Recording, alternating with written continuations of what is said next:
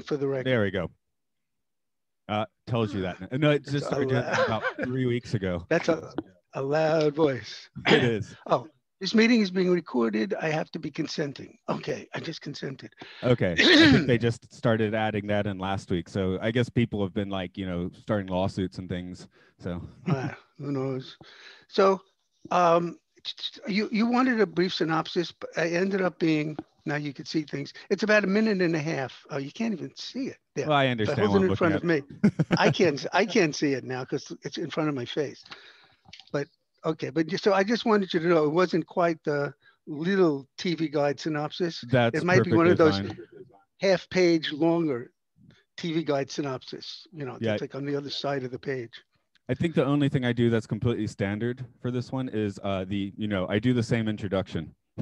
Oh, sure. And that's about it. And sorry, let me just make sure I got your name completely right, which is Barrie Gellis.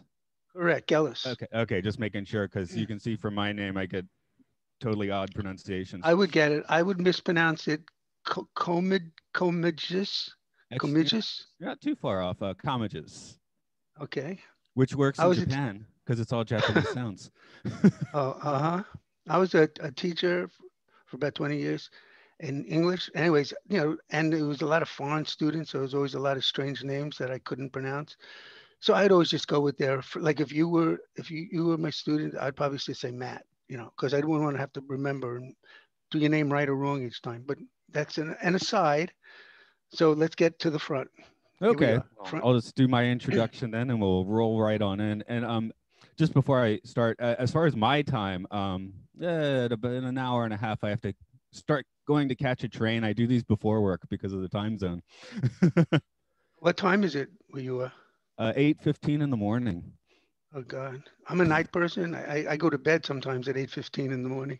I am So too. I made myself go to bed last night. I was thinking about sitting on the front porch playing guitar. With headphones on, as I often do. But it's like, I probably should go to bed so I'm not a disaster. yeah. So yeah, and here it's 7:15 anyway, just at night. Ready? Evening. Yeah. Okay, I'll roll into it. Okay. Hello, welcome to Aural Hygiene. It's the podcast where we look at educational films, experimental films, caught films, interesting documentaries. This is Matt. Today we are looking at a very interesting documentary of a subject that I've actually have a whole lot of interest in, but have found weirdly obscure, which are the Seth books written by Jane Roberts in the 1970s and a little bit in the 1980s. This being the only video I know of, I think the only video there is of her channeling this entity, which would write books. But I'm going to get a better introduction to that. I have Barrie Gellis here. He was one of the New York boys in Seth's classes back in the 70s. So hi, Barrie. Hi, and I'm Myra. It's ironic that you're discussing videos and movies, but it's audio. So that fits in there with ending up. That equals ending up, maybe a little more, ending up in Japan for 10 years. Your route. Okay, so I have this written down. Here it is. I'm gonna read it. And then we'll go anywhere you want. I have your notes, by the way, too, and the things I sent you. Okay, anyway. So the Seth video is, sorry, I got to put on the reading glasses, the regular glasses for this. See, you have some editing to do. Which is the best? Which is the best glasses? When you wear one glasses like for this, for me, I wear one and I'm looking at this. If I want to put on the regular glasses, there's like a twilight zone in between of it's not clear because it's going from one to the other. So one way or another, I'm going to read this. I'm going to wear the other glasses. Okay, this is my longer TV guide synopsis of the Seth video. The Seth video is the only video recording of the late Jane Roberts channeling Seth, an ancient personality that no longer has a body. His positive messages include: 1, you create your own reality via your beliefs, emotions, and expectations. 2, in so doing, you should include helping and not harming others. 3, people are intrinsically good, loving, and compassionate, hardwired to love and help. 4, and he is always giving the power back to his readers, listeners, or class members. That any power you feel or see in him is a dim echo of your own power. As in the video, he says, you are blessed because of your being, not damned because of it. And he says we have a spiritual biology. In the video, he says, your spirituality is known through the glories of your flesh, and that your flesh becomes more spiritual because of its existence through the seasons and its experiences with the time that you know and recognize. In short, he says, the body is the soul in flesh. And lastly, and in the same positive vein, giving any power people see in him back to those who see the class video, he addresses the people watching the video. He says, I ask you then to sense the energy in this voice and know that it is your own joyful vitality. I ask you to feel it and enjoy it as your own. And to those who may view this class, I request that you also feel the energy of your being and know that this voice is but a dim echo of that vitality and validity that is your own. And end of TV Guide summary. All right, thank you. Though that's the feature article for TV Guide, but yeah, those are fun to read too. I don't know. I haven't seen a TV Guide for years. Yeah. Well, it's still there someplace in some museum. What do you call eBay? eBay has it. I'm thinking of that store in Back to the Future too. The antique store with the sports almanac and a TV guide. Oh, I saw them. Yeah, so you can see here in this little bit, Seth is, very positive in his message. He doesn't say people are damned or doomed or there's devils and you got to watch out. He's always, and when you ask questions a lot, he says, if I answer your question, you're only getting half the answer and you'll think you'll have the whole answer. So it's better if you try to answer the question yourself. He's he doesn't want people to look to him. He doesn't want his words to be dogma. Him and Jane both, they don't want any kind of cult formed around it. Classes were very, very informal. And I'll stop it there and you could ask what you want or I'll continue. I'll continue. I guess how he got into the scene. I'll just tell you how I came across this in the first place, and I imagine you'll have a much deeper story for this, having been to the classes. No, I don't. Well, you're in the room at least, so. not how I got there isn't very deep, but yeah, in the classes, deep things happen. Quote, deep things. For me, I guess around 2016 is when I started getting interested in, more metaphysical things. I already been like an artist or whatever, or making music and things, but it was actually, I was reading a book. I don't, one of my credos is I don't really believe in anything, but so I was reading a book about the secret space program. Am I saying there's a secret space program? No, but I'll read a book about it. And it was like everyone that joins the secret space program has to read the Seth Material books and the Law of One books. I'm like, that's interesting. I want to read what the secret space program people have to read. Ended up reading, starting with, I think, The Unknown Reality, moving forward, and then looping. That's the third book, of course, of the main series, jumping backwards to a second and reading the first one last. So I'm actually, weirdly enough, I'm not such a fan of the first one. It's kind of like, seems like a trailer to the other ones, but I've sent multiple people the second book as, present. So. Okay, let me, there was a lot you said there I just wanted to comment on. First, he wrote the official books, we're calling them the official books, about 10 maybe, starting with Seth Speaks. Right. And ending with The Way Towards Health, which I refer to as The Way Towards Death because Jane died in that at the end. She was like sick the whole time, well, most of it. Anyway, so there were those 10 books. Let's say it begins with session 500. The sessions began when Jane was doing this. She didn't believe in this stuff either, really. And she was doing a book on ESP powers and different things. And they used the Ouija board. And in the Ouija board, some person came through who might have been her neighbor or somebody, just a regularly like Fred Smith, Fred Mertz, it was someone. And then slowly it became interesting. And he said, that's just a part of him. And he's Seth. So that was like the first session, the first Ouija board session they had in which Seth came through it became session 1. And then they had these unofficial sessions up until, let's say, and it's close, but not exact, session 499. Okay, and sessions 1 to 499 are found in the early session books. There's 9 of them. And it contains all the experiments they did because Jane, they didn't know if Jane was losing her mind. They went to a psychiatrist and they tested Seth a lot. And all those are in that book, those 9 volumes, plus great material. But then let's say, so 499 was the last one in early sessions 9. And then 500 became the first session of Seth Speaks, the first like official dictated book, Seth Speaks. And then there was The Nature of Personal Reality. And then there were others. I don't know. I'm not sure if The Unknown Reality came later or not, but I just know there were like 10. The thing with Seth Speaks, which was, you said, it's like a preview, whatever it is, it's totally not. It is really, really interesting and packed with fascinating information that are interesting and moving. Like chapters 9 through 12 is all about like the death experience and what happens when you die and this and that. But the first 30 to 50 pages are a problem. They are slow and difficult to get through. At least that was my experience also. But I trusted in that something's going to be here. And then it really picked up. So I would strongly recommend, if you're interested in this at all, to just go through, trod through whatever metaphor you'd like to use, the first 30 to 50 pages, and then you'll see where it picks up, because it talks about, it's just as good as any other book. It's not like a little trailer in the least.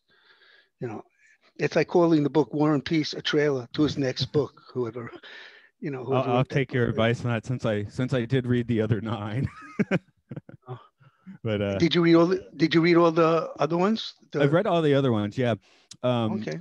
I guess I would think, since I came to that one last, and maybe if I get past those 30, 40 pages, I'll get there, but I'll be like, oh, well, this guy, all of this, there's a lot more depth than, say, the Dreams book or something. So no, it's equal depth to all the other books. It's not like Seth Speaks is more in depth than the other books, but it's not less in depth. Mm-hmm. It's equally great. And Seth suggested, and of course, or Jane suggested, or both, that you were supposed to, which I didn't after 2 books, you're supposed to read the books in order they were written. So they first suggested reading the Seth Material. That's a book about how Seth came to be. It gives all of the concepts. It's a great book. It really, again, if you want to call it a trailer, it's not. It's like a movie. That's a movie trailer of a movie. But it gives you in depth all the stuff, all the different concepts and how Seth came back. That's called the Seth Material. How they doubted him. They didn't know what was going on. Then Seth Speaks and The Nature of Personal Reality, which is the book they were writing when I was in class, The Nature of Personal Reality. They referred to it and stuff. Then after that, I don't remember, but the books that I liked were The Nature of Mass Events and The Nature of the Psyche. And I think there's one, Seth Speaks, The Nature of Personal Reality, Nature of Mass Reality, Nature of the Psyche. And there was one more. Those are the 5 books that I read first. And so they started going out of order. But, I think once you get the first few books, it doesn't matter if they go out of order, but, who cares? I think it's important to read the books and discard anything you don't like. And I'm only not talking to you, but everybody, whoever is listening, and in their head, imagining a visual. Just discard whatever you don't like and keep whatever you do like. You have to trust yourself first. If you're not there to trust yourself, you can never agree with me, let's say, because you're not there. You're just agreeing without trusting what you're agreeing to or why you're agreeing. So trust yourself all the time, and with the Seth Material and everything I say as well. And you said, all right, I don't remember, there was something else you said I had wanted to comment on, but maybe I did inadvertently. And, so that's how you, go ahead. Something I really like about the books is just maybe that's the other half of the answer to your question, is they read so differently every time you take a look at a different part. Last year, I went back to, once COVID hit, I was like, I'm going to read Mass Events again, because that seems to pertain to right now. And of course, the it's Jonestown and 3 Mile Island are the main events they're talking about, having written the book in 1979. But then reading it in 2020, it was just wild how much it, seemed to take a look at the current situation as well. There's in there's a book. It's later than that. It's when the Legionnaire's disease. Maybe it's not later, but the Legionnaire's disease was about, and that was like a epidemic. I don't know if you remember that. Or there was something called the Legionnaire's disease. Mm-hmm. That was a virus, and everybody was afraid. Seth, in those two, in sessions 801 and 802, talks about it, and it really, really, really directly it covers what's happening now. Like he said, when people are upset, they somehow, we always have things in us, but when people feel despair, he said, misery travels faster than a virus. And he was relating when there's a mass like epidemic like this with people, they're feeling helpless and hopeless. They feel like the government's not paying attention to them, and connecting it all to when these epidemics occur. That really tied in with Trump and what's going on in America. At the time the virus, still now today, but at the time when the virus first came about. So like I said, 801 and 802, I actually did an interview with that, but I don't know where or with who. I read the excerpts from that, and then we discussed it. But to you and to anybody listening, I'm looking to the camera, and to anybody listening, session 801 and 802, maybe it was in mass events. I don't think so. I think it was after that. But in any case, I would just single that out before you start Seth Speaks. Find those sessions, or if you remind me, I'll tell you what they're in. And read them. You want to know about the viruses. They're about, it ties right in every which way. Definitely have to go look at that. Getting back, I kind of mentioned how I kind of walked in backwards, but the things that really got me is, I guess the second part of the unknown reality is where it really gets into sort of the mind experiments, things that you can apply. Because I have times I meditate or whatever, but then times when you're walking or waiting for a train, something I often do is just stand at the train station thinking about places I've been before where I could be otherwise, and thinking about how much of the space around me I filled at some point at this train station I go to every night. Yeah, you have a little place there for you. Okay. Yeah. So. You reserved a spot in the air. Exactly. And all the alternates that could have been, but could you tell us a bit how you ended up in class in the first place? Yeah, it's pretty simple. I ended up in, I was friends with Ricky Stack, someone named Dickie Nissenbaum, who changed his name to Richard Kendall. So he's not in the books. And they were involved in some cult thing that was kind of negative, and I didn't like it at all, but we were still friends. And then I had gone to Texas for a few months. I came back, and they had started getting involved with the Seth Material. That guy died who was in charge. He had written Jane. That's another story about that. It's called the Gnosis. That's what it was called. But in any case, when I came back from Texas, they knew I was wary about stuff they're involved in. But they mentioned, there's this thing. It's great. They showed me something that was written, and it fit right in. I always had a positive view about the world, about the universe, about people. So Seth fit right in to everything that I was building a foundation, and then Seth helped fill in more of it, or connecting certain dots, like I had here and I had here, and then he on the ground, I connected those dots. So when they asked me to, if I wanted to come to class, and I said yes, and they said I should call Jane, but I never did. I just went up with them, and then, that was it. So that's how I got involved. And that's a 5-hour drive upstate, is it? Yeah, it's a 5-hour drive each way from Queens to Elmira. So we would go and we would stop at Roscoe's Diner, which I never heard of, but up there it's apparent like a big place, not big physically, but people know of it, Roscoe's Diner. So we'd stop at Roscoe's Diner, get some hamburgers or whatever, then finish the journey, so we would leave at about 1:30 in the afternoon, let's say on Tuesday. We would stop and eat, and we got to class. Class started at 7.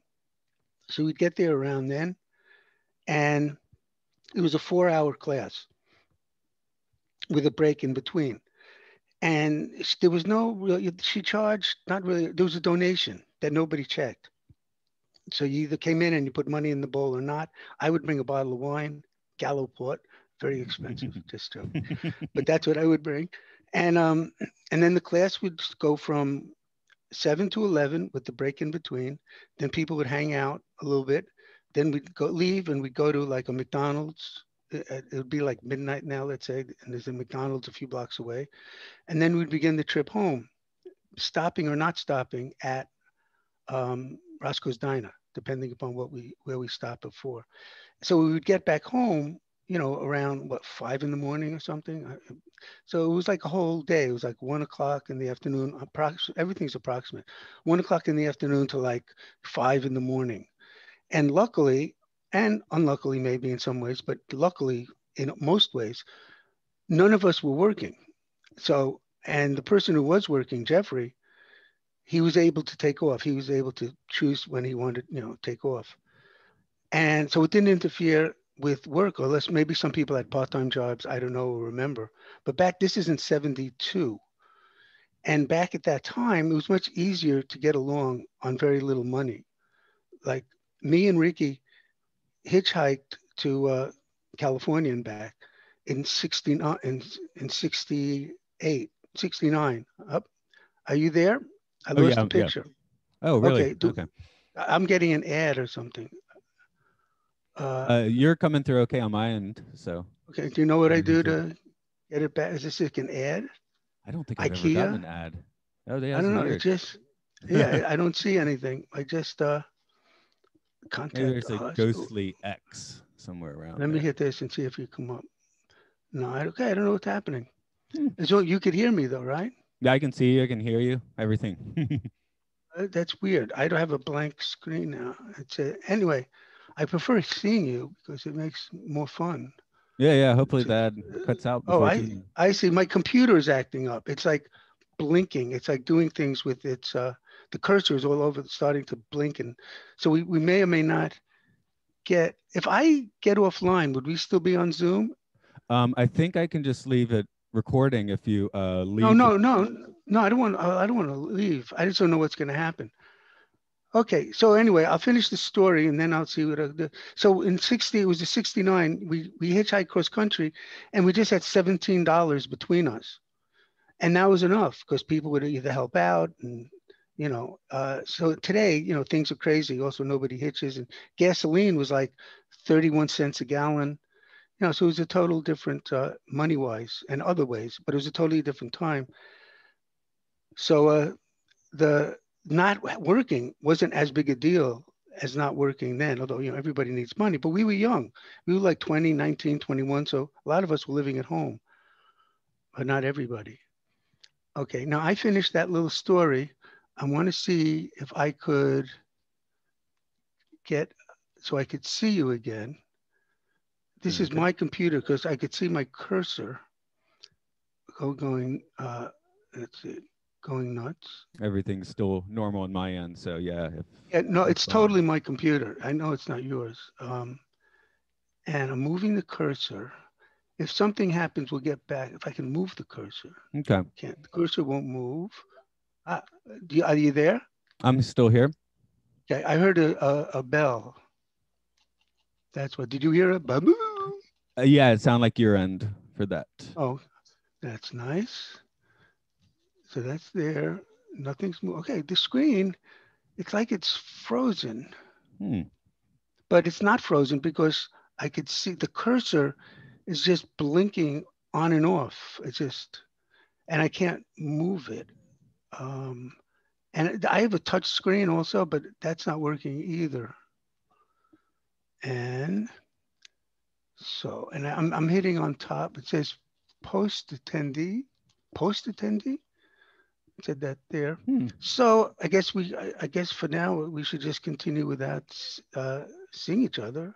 Yeah. If this doesn't last, if this somehow we get disconnected, I'll try turning my. Nope. Connecting there. Again. Yeah. Okay. Well, we'll roll how we need to. Okay. I just don't see you. I just see my screen.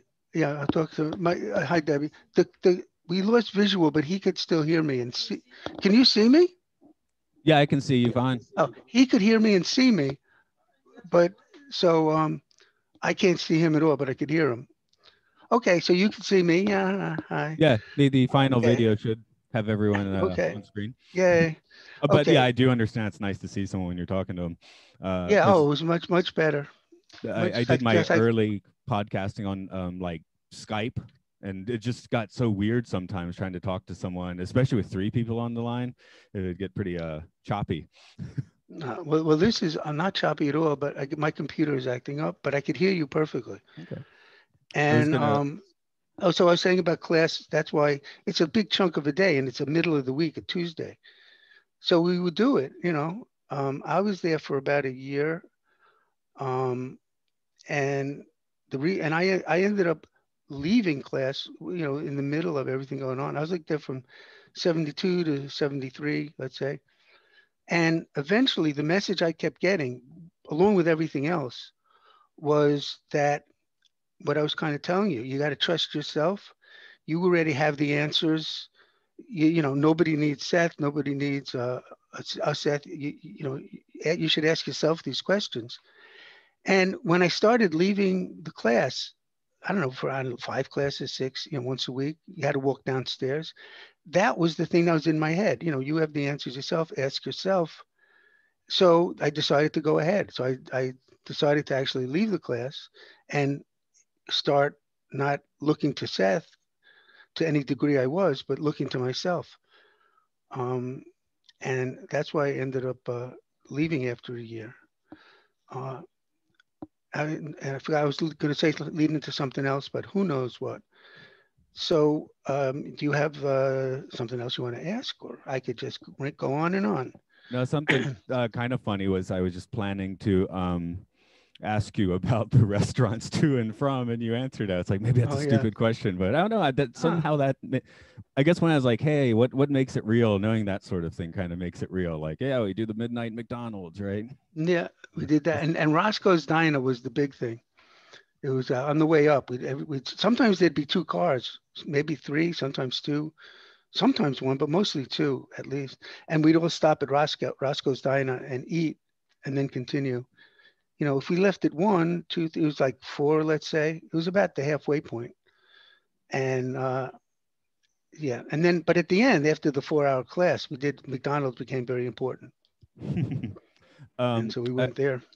I was wondering what do you bring to class? Do you just go to listen? Do you have like a couple questions on your mind, sharing Uh, experiences? yeah, what you bring is just bring yourself. I brought often the bottle of wine that you put on the table. The class was very unstereotypical spiritual. Lights were on, people were smoking, cursing, talking out loud. And then when Seth came through, everybody got quiet and listened. So I would often just bring the bottle of wine, which most people didn't like. So I had a lot of it. Um, but, and in the class, you would receive the transcript from the week before. Which I sent you one of those, but marked up a little bit. So the first thing when you came to class, you would get the transcript from last week. So you would look that over and ask questions, or Jane would bring something up.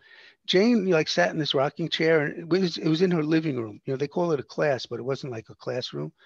It was just her living room with people sitting around her, some on the couch, some on the floor, like on the rug in front of her, some to the side.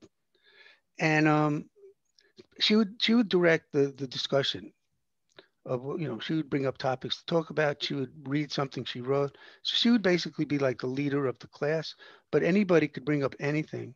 And there was no restrictions really, like on online Seth boards, people have a lot of restrictions, but class was much more open. And so we would get the transcript that we would look at and look it over there, and people could ask questions about it, or Jane could bring up something about it. So then it's not really what we brought to the class, it's what we left with. So we kind of left with the transcript. That was from last week. And of course, once we had it, we could read it. And if we want, we could bring it or look and then bring up questions. Some people, not me, I didn't have the foresight, but some people brought tape recorders and taped it on little cassettes. there was an official person who taped the class reel to reel, but unfortunately, he taped over the tapes. So I don't think any of those exist. But those were his name was Hugh, not you, but Hugh with an H, and those are the ones that the transcripts were made. The guy taped the class, and then he would type up the transcript, which sometimes would be 5 or 6 or 7 pages long, sometimes maybe 1 or 2. And so he would, but my friends, or some of them, would bring those little cassette tapes and they would tape the class and they would turn it off when Seth finished. So they didn't get much of the banter or back and forth in the class, which the other guy got, the official guy. But they made tapes, and from those tapes, one of the people was Ricky, and he is using those tapes to make CDs. He has started like the Seth Center online, and he sells a whole bunch of the books and other things, and he also sells the CDs of Seth classes, and he uses those. He uses those tapes to make those CDs. So that's how the class was recorded, and with the video, because I know you mentioned that in your notes. There was only one video, and I'm glad it was made, but Jane really shunned publicity. She was afraid. She once said, oh, she didn't want to be described as a middle-aged woman doing this or that. So she hardly gave any interviews. She gave a few. And being on TV would have been a big thing, but they allowed this guy to come over and tape Seth. And it is a perfect session. I reread it, since we were doing this. It's a perfect session to do on video. It gives all that positive stuff in it, and that was good. That was good. It was good. Yeah, so it's not a bad place to start to see what it's like. And I'm glad you sent it to me. I did read that, but yeah, it took me about 5 minutes at first. It's like, oh, that's a little bit hard to understand, and then there's kind of a musicality to it, and then you find the rhythm, and now you actually start to hear more of what Seth is saying. Oh yeah, it's easier in class to hear him. The sound on the video, it's not perfect, and the sounds on the audios are not perfect because you just use the cassette. But he does give you transcripts so you could read along with it. That's the best way to. That's why I made up a tape, my own version of the Seth video. I used, the Seth video, and the beginning. Do you have the Seth video that has the interview at the beginning? Do you have that part? The one I just watched was not, but I did see that one a few years ago. Okay, so the official one that they had that an interview at the beginning that asked a lot of questions out of like sequential order, and the interview guy, bless his soul, he waved his arms all the time, and to me it was like a helicopter, and it was totally distracting. So what I did is I edited him out of the video, and instead Richard, we called him Dickie at the time, but Richard, I wrote like segues to the interview. So I would say like, when did you get started? Or actually he would read it. When would you get started? And then it would cut to the interview. So I put the interview back in chronological order, and I cut out the hand waving and everything.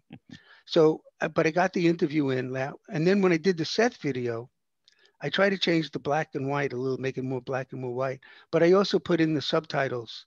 So as you're listening to it, you could read, you could read it on the screen as you're listening.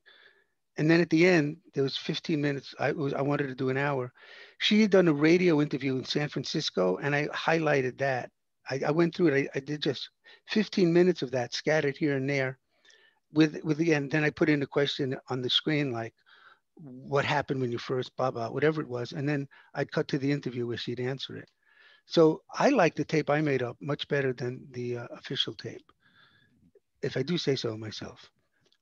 Yeah, I must have seen something more like that a few years ago. Yeah, I was kind of like, I seem to remember there being like more of Jane talking in this, and that would explain why. Yeah. One thing about Elmira, you mentioned about, the countryside. It was weird in the countryside. Elmira was a big town. I mean, it was in upstate New York, but there was about 39,000 or something people there. It was the capital. Each, in New York, I guess you know this, in each state, there's a bunch of counties. It was the state capital of Chemungah County or whatever it was called. So it wasn't like a small little country town. It was like a big town, relatively speaking, with about 30,000. I can't remember exactly what people in it, and it was also the capital of the county. So it wasn't like it was some backwoods cabin in a small little area. Okay. Actually, yeah, I Just guess to I clarify. had pictures of a probably a little smaller than what you're saying. When you said that, I went to university in Athens, Georgia, which is that population. So yeah, okay, I was thinking of a little smaller of a town, but the books themselves, one thing I didn't like at first, I mean, by the 50 pages in, I liked it, was Robert Butts's notes. At first, you're like, oh, why are there all these notes? But then the context adds so much to what Seth says. Yeah. So the notes are like pick and choose your own preference. In the early session books, those 9 books, there's a lot of notes because a lot of it has the experiments and what they did has some drawings. And but in the regular official books that you say, what I do is I might look at the note, glance at it. If I didn't think it was important, I could be wrong, but if I didn't think it was, I just move on. And then at the end of the chapters, he had notes, longer index. And by the way, with the books, I forgot to mention, there's also something called, it used to be called the deleted sessions. It came out published as the personal sessions. So Seth would be they had planned dictated book sessions where Seth was able to pick up, right where he left off a few days later or a week later. But let's say it's session 600. So we're dictating blah, blah, the book, and then something else would come up that's not really part of the book, but they'd go on, blah, blah, blah, go on. Those blah, blah, blah, go on parts were not included in the book, but they ended up being called the deleted sessions. It could be like a part of a session or a whole session that they did that didn't go in the books. And those ended up being published maybe within the past, I don't know if it was 5 years or whatever. And there are 7 of those, and they're called the personal sessions. You could see me getting the water. I can see. I can only get it. I still see my nice blank screen. It's not blank, it's gray. So they're the 9 early sessions. There's I never counted them exactly. Let's say 10 official books.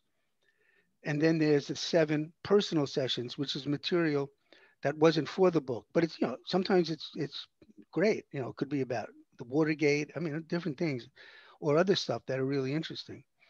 And then this is Ricky because he started publishing some Seth books, that were there, but there were the transcripts.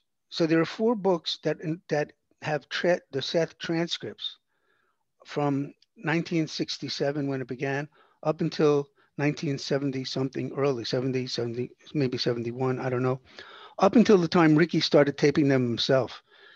So when he started taping them himself, he stopped. He didn't put a book out of those, but he did put 4 books out of the class transcripts, and those are fascinating. And also, and I think unless something else comes to me, I think that's like the compilation, a list of Seth material that is out there, like in book form. As a fun experiment, though, I do like putting it in context, and I just had a few interesting things leading up to today's podcast. I thought I'd throw it out. Maybe you have something of your own to throw out. The first one was Monday morning. My wife and I were going to a doctor's appointment, and we stopped at an Italian place that we'd never been in before. She'd seen on the side of the road. Very, very nice countryside spot. A little expensive, actually, but we go in. It's a small dining room. There's 2 other groups of diners, and 2 of them look quite new age. So we sit down, and my Japanese still isn't very good. And it's not very Japanese. It was not a very Japanese conversation. She's like, it's so weird. And I'm like, and I kind of thought, I wonder what they must be talking about, new age stuff or whatever. And then she's like, oh, I'm glad our daughter's not with us. And then I wondered if they were talking about something dirty. But we get out. She explains that the woman actually was, it was so weird. She was talking about, channeling and And in her case, she had a guru or something. And the guru was like, "Oh, you're too friendly with God." It did get weird, but I was like, "Well, I'm talking about this Wednesday morning, right?" So I just Yeah. thought it was, Well, these coincidences, they do happen all the time. And in the Seth video, one of the things Seth mentions is to pay attention. Well, this is a little different, but it includes it. He says, pay attention to the stray thoughts that come through your mind like thieves in the night, that they're important, and images and pictures you get. And certainly coincidences like that, according to the Seth material, we're all constantly connected, like telepathically with each other, which has to do with part of the creating your own reality and attracting each other. So events like that would happen, and they wouldn't be accidents. You mentioned, did you mention the law of attraction earlier? um, I don't think I have, but I certainly Okay. can. No, you mentioned, I thought something, the law of, because of the way you create your own reality in a, oh, by the way, Seth doesn't have anything that is dangerous. You got to watch out. Or, he said he wouldn't, he would talk about against gurus who say they know everything and listen to me. But so you create your own reality. Also, there are no accidents, which is very difficult for some people to get because it feels like you're blaming somebody. Like if you get mugged on the street or murdered or raped or whatever it is, it would be, part of you creating your own reality in telepathic communication with the person who acted it out. But there's no blame. This doesn't involve blame. This just involves the mechanism of how like events come to be, um, and it's not blame. But if we're all telepathically, uh, and also this involves probable realities and time. Anyway, if you create your own reality and you create it with somebody else, you're not like alone. You're sharing. You're co-creating in this shared reality. So even if so let's say you're leaving your house and then the phone rings. You have a choice. Well, I'll answer the phone. I won't answer the phone. I'll answer it, but get off quickly. Each one of those will mean you're leaving the house at a different time. So if you don't answer the phone, you're leaving the house at 1 o'clock. You answer the phone briefly, you're leaving it at 1:02. You have a conversation, you're leaving it at 1:05. So you would, according to this theory here, you would choose the time. And let's say you leave at 1 o'clock, nothing special happens. You leave at 1:02, you find $20 on the floor, you leave 1:05, a brick falls and hits you on the head. According to this, you would explore outside of linear time all the different probable things that could happen if you left at if you at 1:02 or 1:05, if you answered the phone short or long or not at all. And so you would have, again, outside of linear time, you would experience the different probabilities, is what Seth calls them, of what would or what could probably happen when you leave the house. And then on this subconscious level, in where like death is no end really, and you have a better expansive overview of the physical reality you're in. But then you would choose subconsciously when to leave the house. So that's how there are no accidents, in that you explored all the different probabilities and then chose to leave the house at that particular time. So if the brick falls on your head, that would be, according to the Seth material, you quote unquote chose it because it's not conscious, but and you chose it for intimate reasons, for whatever you did. And all of these probable realities, by the way, and they're infinite, don't end. So if you leave the house at 1:02, that continues after you make your choice. All the probable realities continue on their own. Same thing with dream realities. So if you have a dream, if you notice, kind of, you wake up in a dream and already going, like there's no start of the dream, like somebody goes, okay, begin. You kind of, your consciousness goes into the ongoing dream, and then you kind of leave it. So in these dreams, they continue, also all our dreams, after we wake up. They don't end. We leave it, but they continue. And to them, we might be part of their dream. When it comes to probable realities, there's, like I said, infinite number of them. But to all of those infinite numbers, they're the reality. And we are one of those invisible probable realities, let's say, swirling around them or however. So let's say even you're having a fight with somebody, a heated fight. Every second you're answering, you idiot, why'd you do that? Don't tell me what to do. Ah, ah, ah. And there's no pauses. You would still pause, but it's outside of linear time. And so if you say, you're an idiot, I never want to see you again, that's explored. You could do it in a probable reality. You can go through 20 years. It doesn't matter. It's outside of time. Or if you decide not to say it and you say, okay, let's forget it, that would be explored. So even in the heat of the moment things, these probable realities and are going on, and you're choosing which one you want to say, even though it's happening when you go back to the same moment in linear time, it's just a fraction of a second later. So this you create your own reality stuff is much broader and different than you're to blame for if something happens, or I just want to be rich, so I should be rich. Wishful thinking has nothing to do with it. It has to do with beliefs and the most powerful belief. So if you believe, if you say to yourself and you scream it and you complain to everybody, I want to be rich. I want to have a lot of money. What's going on? That's yeah, what beliefs? It has nothing to do with what the loudest belief you consciously have. It has to do with the deepest and strongest belief. So if you believe you want to be rich, if you say it and complain, but much more strongly, you believe money is evil, or only, I'm an artist and artists have to be poor. Whatever the belief is, the strongest belief is the one that you're going to physicalize, not the one you just consciously want and complain about one way or the other. Like I want to be in a relationship, but then you believe relationships are dangerous, love is bad. That's so you're not going to find a relationship because you're creating the reality, which is really attracting the events and the people who are going to act out your reality. So let's say somebody wants to be murdered. I'm saying it in context of what we're saying. Wants is in quotes. They would put out the call, let's say telepathy, to somebody who wants to murder somebody. So that person, then you'll meet, he's hiding behind the bushes. He didn't do anything to 6 people who walk by, but when you walk by, he jumps out of the bushes. He is not compelled to act that out. What you're really doing is giving him a chance to say, yes, I will murder you, or no, I realize now I shouldn't. Thank you very much for helping me learn that. I'm going to just walk on. If you still want to be murdered, you have to find somebody else to do it, but not me. So it's that type of, there's a lot of telepathic interaction going on in this theory.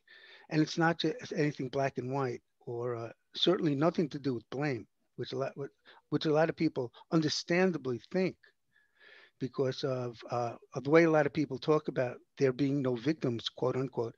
It's very frustrating because there are victims and there are no victims. They're both true. There are no victims from this expansive point of view where you create your own reality, blah, blah. But in physical reality in itself, there are victims, which a victim would be somebody who had no conscious awareness that something was going to happen to him. And he did nothing to consciously make it happen. So, you could be a victim of war. You could be a victim of a lot of different things. At the same time, you're also still creating your own reality. It's not, they're both true. And a lot of people get that mixed up and only look, they love the magic of what Seth calls F2, the non-physical reality. They love it because who wants that? How is that? I could fly, I could do these things versus I got to get up, I got to wash my hands and face, I got to go to work, I got to put on my shoes. So one is romantic, amazing, and one is, could be a drudgery at times. So a lot of people who are aware of this stuff just love F2.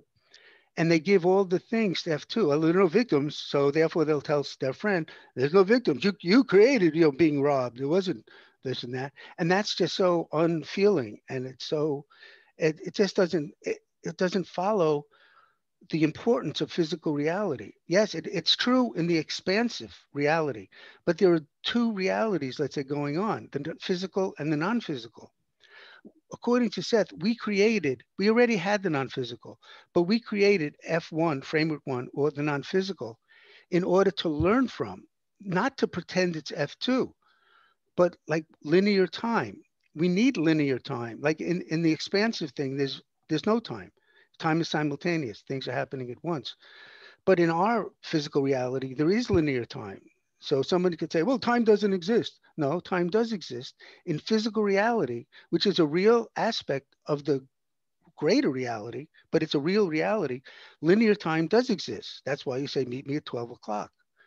Um, but it doesn't, it's not, in order, no, okay, I'm going to go back a little bit to the secret. The secret is really half the secret, which is you create your own reality. You can get rich if you want. You attract, the law of attraction. You create your own reality. What's left out of that is the second half, which is in so doing, you are to help and not harm others. And according to Seth, when you learn you create your own reality and not to hurt or not harm others, you're then ready to leave physical reality behind, reincarnation behind, and go on to other realities that there are. But so physical reality is like a learning place and a tough learning place. But that's where linear time comes in, because according to the Seth Material, there's something called violations and natural guilt. And those are like an instinct we put in ourselves that if you harm somebody and you're going to repeat the harmful act, there's a pause of reflection before we behave, and that's where linear time comes in. This pause of reflection, where you have time to change your mind. You could reflect and go, I don't want to do that. So we have that pause of reflection, and that's Seth calls that natural guilt, and he differentiate that from artificial guilt, like types of guilt you learn in church or in culture or in your home or government, whatever. But they could feel the same. But in any case, when he speaks of violations, again, another mistake is that people say, well, you're violating another person. And then they go, well, how can you violate another person if they're creating their own reality? You can't. But it's violating your own inner qualities of traits of goodness, love, compassion, and goodness. That's our traits. We're born with that. I forget, there's another word besides traits.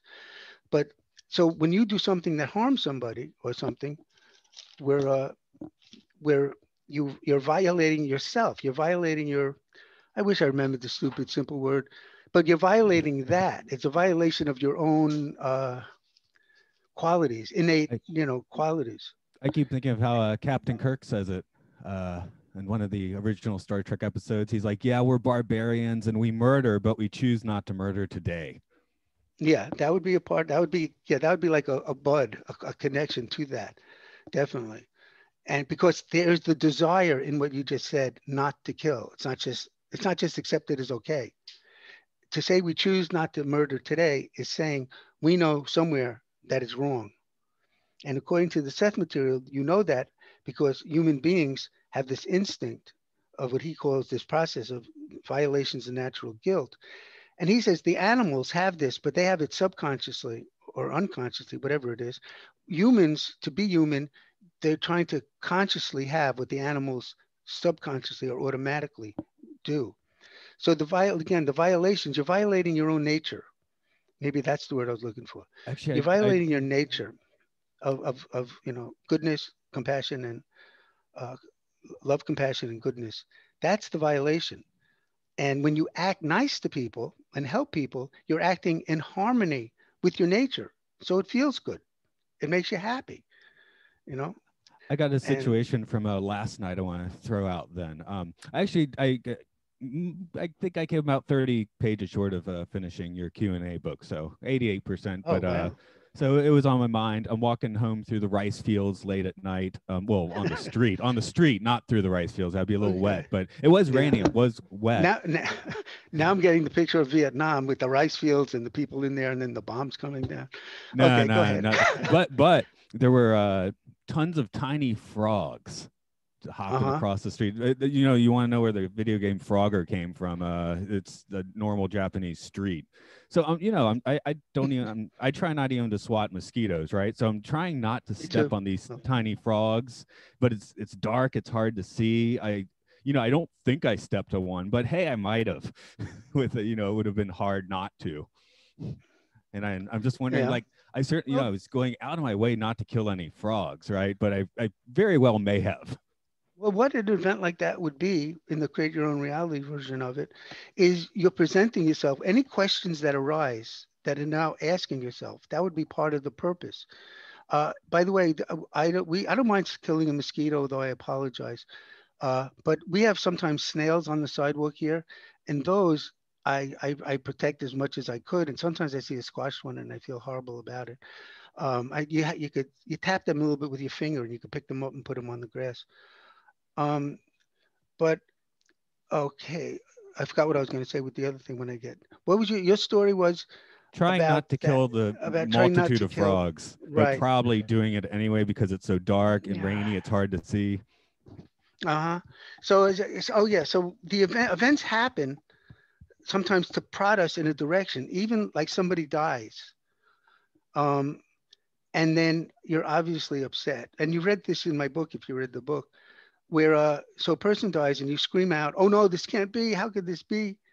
And you're right. It can't be because you're thinking it's the end of everything and the person's not around and you'll never hear or see them again.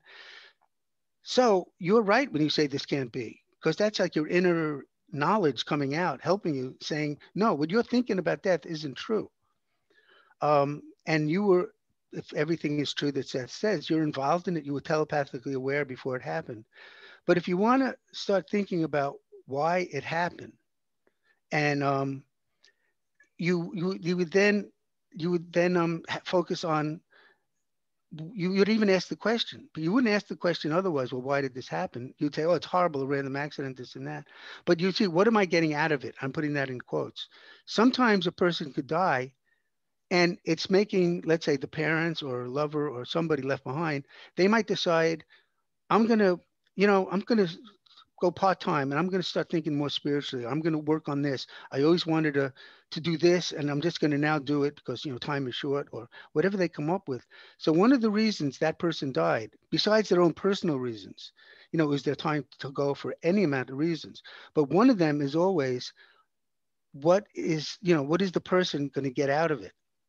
So so if somebody dies, they might get out of it. I've been not thinking about spirituality for so long. I'm now going to do it. And what you, in my mind, got out of the frog thing was exactly to ask this question: how sacred is life? Is it bad to kill the frog? Is it not? I couldn't help it. Is that still a problem? All those things would be part of why you found yourself in that situation, I believe. And it was a choice. I don't have to take that route home. I do almost every night. It is my habit, but yeah. Yeah. But and also by taking that route on the more positive side, I've been doing this for walking this regularly for 5 years. I walk one train station I really don't need to. I could get off right at my house, but I get one early and take a walk. But I since I'm walking by the rice fields, I very clearly see where they are in any part of the season. If it's not cloudy, I can follow the stars a lot of nights because we're reasonably countryside enough for it. So, the Now, walk home's a now the class. frogs would be aware of all this too. They would be there for their own reasons, which would include giving you the opportunity to accidentally step on them or not. It's all we're all connected. Um, so that's all part of the you create your own reality thing that most people, in my opinion, don't get. So with the what I was saying with the secret is that once you do learn and that the whole last about 40 pages of my book is all on this. But once you learn that you create your own reality and you're to include helping and not harming others, that's when you're ready to leave the reincarnational cycle behind and move on to other realities in which the experiences are more intense. There's no linear time, so everything's instant. And we can't even imagine, according to Seth, what this reality would be like.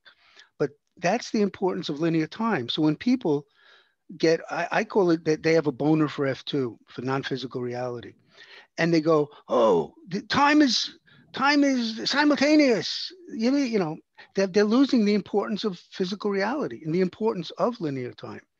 And one of the things Seth says he's different about is he talks about the importance of physical reality and the importance of linear time and of bodies. and everything along that. There's not like a hierarchy, like the spiritual is up here and the physical is just lowly down here, and one is opposed to the other, or whatever it is. You have to escape one for the other. All that, according to the Seth Material, is not true. And when I say, by the way, according to the Seth Material, it's always including I agree with it. If Seth said something and I didn't agree with, I just wouldn't agree with it. I don't agree with something, like I'm not, just because Seth says it, I'm not someone who would, well, forget about what I think. Seth says it's this way, so I'm going to now think that. That's the not trusting yourself. And that's part of why I left class. Not that I lost that, but I realized, I should just be asking myself these questions. It seemed that Seth managed to actually offend Jane a few times going through the books. What? That's what he said? Yeah, but not most. Yeah, they got along pretty well. I would say. Anyway. But yes, to focus on framework one, you sent me the Seth's musings on the word shit, right? And shit accepting and a couple, right, and accepting a few of the jokes, I was like, you could almost just replace the word, samsara for most of the instances of the word shit in this part of the session. Okay, well, I don't know what that word means, but if you can. Samsara is the Eastern idea of basically F1, the illusion. You have to. Oh yeah, that's all. To put crawl through samsara, crawl through the shit before you come out yeah. pure or that's better. all. See, that's reminding me, like the illusion. The illusion, first of all, Seth sometimes uses that word, and it's a really poor word because it applies, if something's an illusion, it's not real. Oh, it's just an illusion.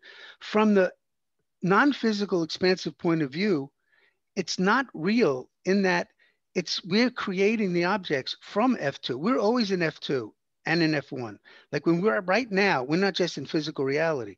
We're blinking in and out each moment.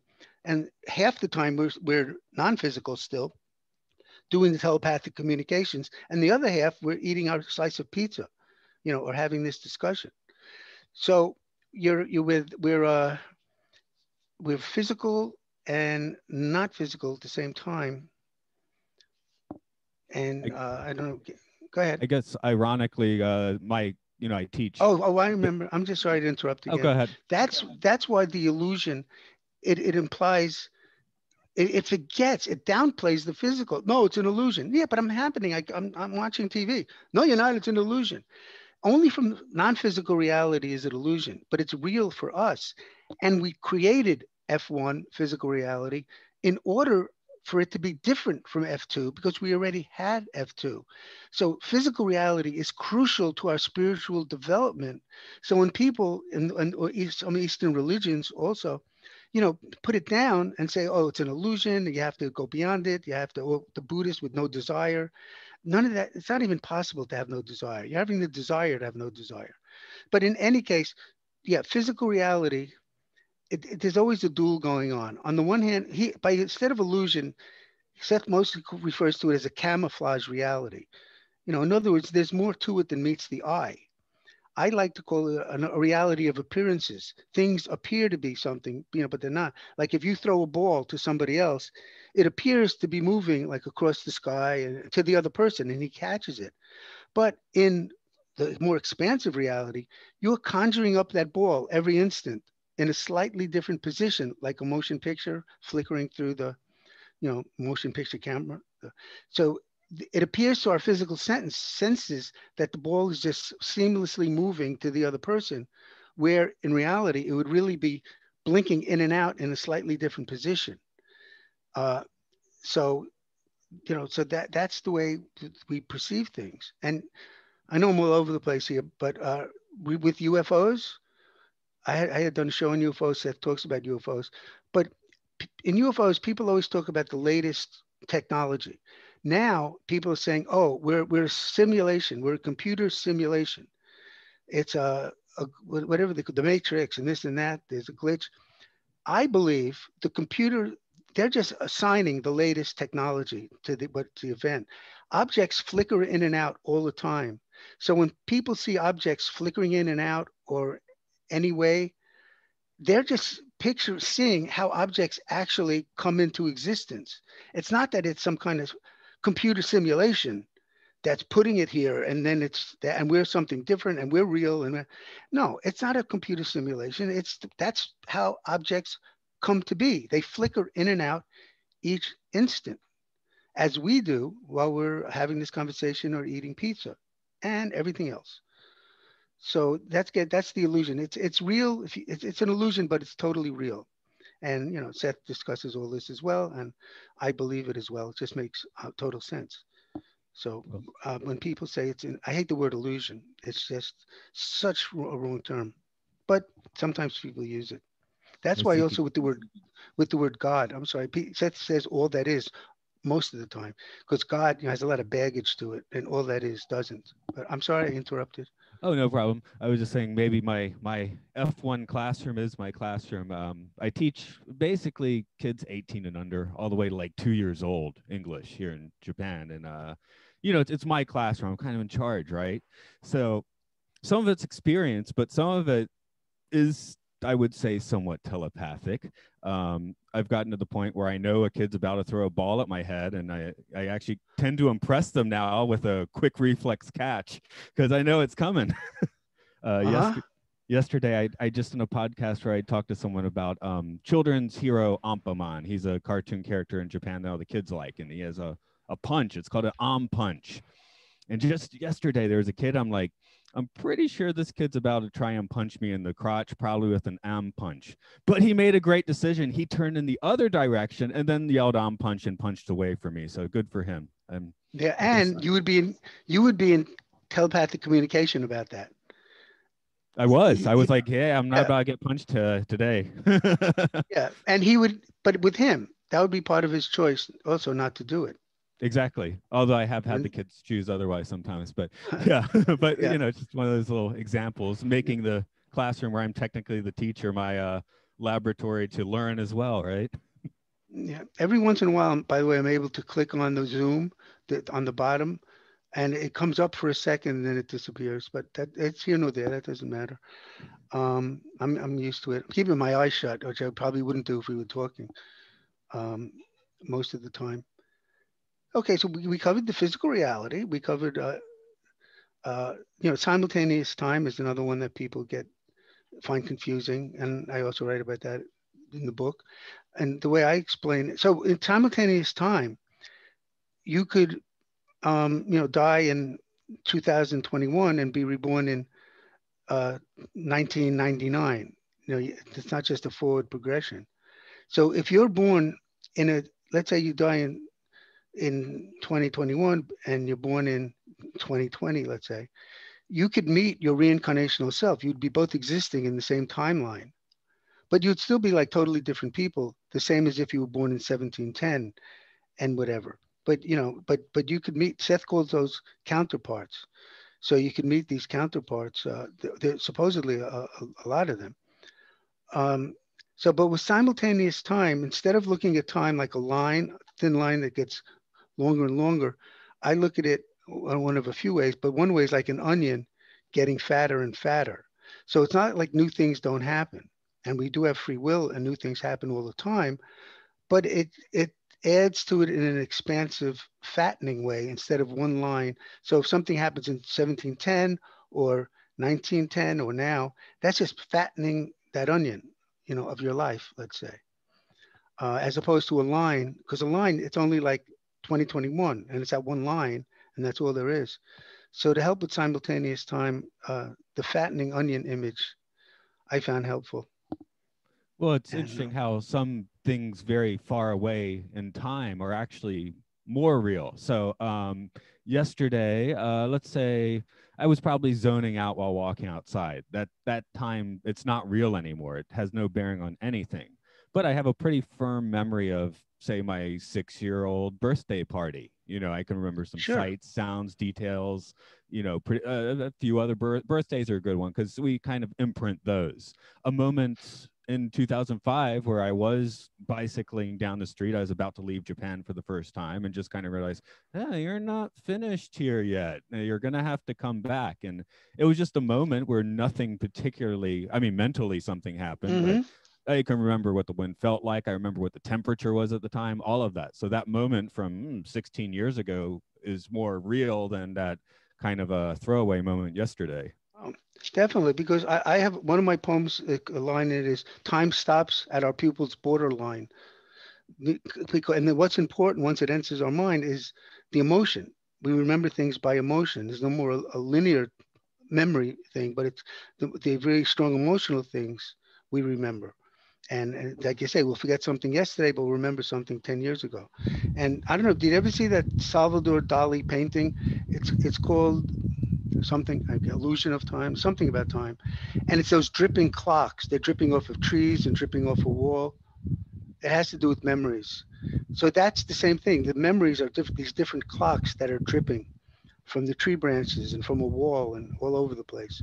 So if you ever get to see that Salvador Dali painting called I think it's Something Memories, persistence of time. that's it. That I think that's it. So to me, that relates to everything you're talking about.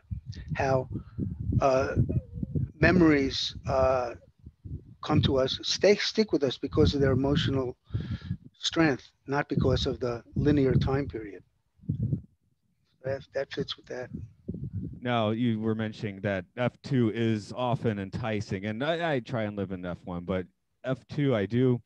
The idea of dreams in particular, I've only managed to do the full on from wake into lucid dreaming maybe a few times, but I just think about, like, in that case, I'm getting ghosts images. Is that creating? And then you kind of enter one of those images, and now you're in the dream, right? So is that something I'm creating? Is that something that was already there? I'm sorry, I had to not listen for a minute. I noticed that the air conditioner is on. I don't know how long it's been on, and if it's, yeah, please lower it. I could hear it as wind in my headphones. It's on. They just so yeah.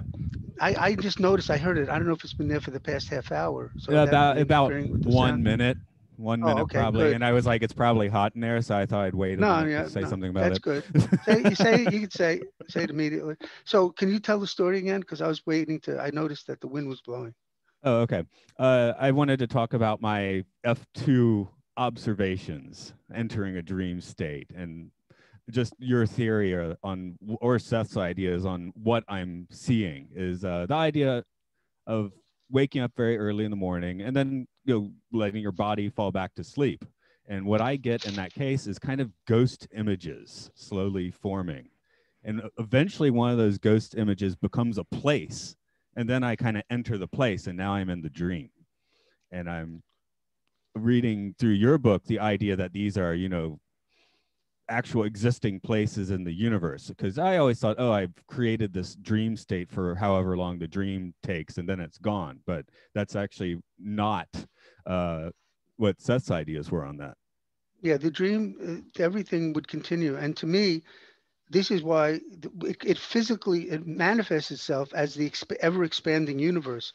If you keep adding probable realities and dream realities to reality, to the universe, it would expand all the time as the physical manifestation. I think everything has its physical manifestation someplace. And I think Seth said that too. So yeah, that would be the expanding universe. And that would be, if you're imagining it, it's on one level real someplace. Yeah, the last time I kind of managed that level of uh, lucidity was it was just like a seaside restaurant. I just went in, and I wasted my experience. I just started looking at things in the restaurant and being like, how is my brain creating this much detail, because I could look at a faucet and see the reflection. There were posters on the walls, and I'm just like, this is a lot of detail. It's not wasting anything. In the Seth video, Seth says that nothing is trivial, but you're doing the same thing in physical reality. You're creating all those details also. So this is just another reality you're in, another, a plane dimension that you're creating it just as much as here. I remember I was once with Ricky, my friend. We were sitting in a park and we were talking about this, reality creation, and we were wondering, what about the leaves that are blowing in the wind in the corner of our eye? We were in a park. Are we creating that, that blowing that moment, or a person who walks by far away that we could barely see. And we would have to be creating it because that would be part of it. Otherwise, there would be random events occurring. And then if random events occur, then you're no longer creating your own reality. Just sometimes.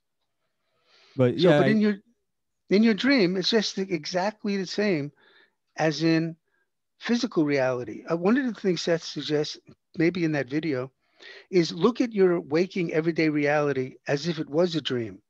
And so what do things symbolize? Like what does the sidewalk symbolize? What is the rice field? If you're having a dream about a rice field, well, what would that rice field symbolize? But not in a dream. Think of physical reality as just a dream. And I put just in quotes, as a dream. And then you'll start looking at the symbols that are equivalent to your dream symbols, but they're happening in your immediate everyday life. But those reality creations of the details of a faucet or whatever you said, just would be the same here. There would just be the same mechanism in place. well, yeah, that's where a lot of Zen masters and such say washing the dishes is one of the best meditations you can do. It is. And not I like washing the dishes sometimes. First I fight it, but then when I do it, I do get into I think about different poems I might want to write or different things. It is that thing. I don't officially meditate, but I get into that state. I call it the twilight zone state. That's why I'm up late. I don't like, first of all, I don't like transitions. I don't like going to bed and then I don't like waking up.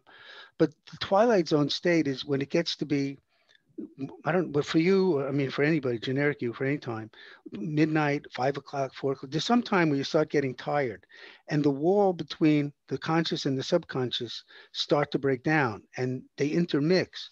To me, that's a very creative state. And that's one of the reasons why I like to stay up very late, because I'm taking advantage of this very creative state, which I just happen to call the twilight zone. Where that occurs, and getting into that twilight zone state, also when I'm washing dishes, that could happen. So tell Buddha Yeah. that I agree with him. Funnily enough, I probably hit that state. Most recent, I've been hitting that state mostly on my lunch breaks. I'm not. I guess I can't officially say I'm a Zen Buddhist or anything because I never talk to anyone at these places. Well, no one's there. It's in the countryside, but I hang out at temples a lot, especially during my lunch break. So notice the countryside. That's the word you use to describe Seth's in your imagination where the Seth classes occurred. Yeah. In the countryside. So it's like it ties in to this. I'm just moving my glasses around. Images you get when you're daydreaming or whatever you want to call it at work. When I was younger, well, you just said, didn't you just say you imagine yourself in the countryside? Yeah. So and that's recent. That's when you're at work, right?